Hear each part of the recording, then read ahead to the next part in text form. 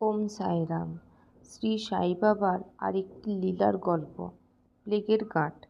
একসময় বারান্দায় থাকাকালীন এক ভক্ত জানতে পারেন যে ওর মেয়ে প্লেগগ্রস্ত এবং ওর শরীরে গাঁট বেরিয়ে এসেছে।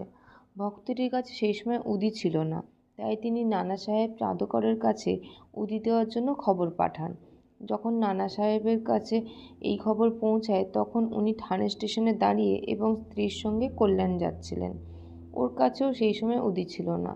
রাস্তা থেকে খানিকটা ধুলো উঠিয়ে শ্রী সাইবাবার ধ্যান করে এবং সাহায্যের জন্য প্রার্থনা করে সেই ধুলোটি নিজের স্ত্রীর মাথায় লাগিয়ে দেন।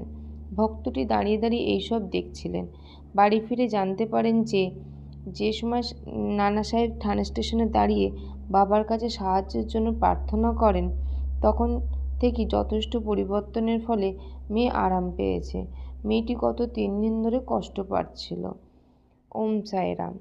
আপনাদের যদি এরকম ছোট ছোট গল্প পছন্দ থাকে তাহলে প্লিজ একটু লাইক আর কমেন্টসে ওম সাইরাম লিখে দিয়ে যাবেন। ধন্যবাদ।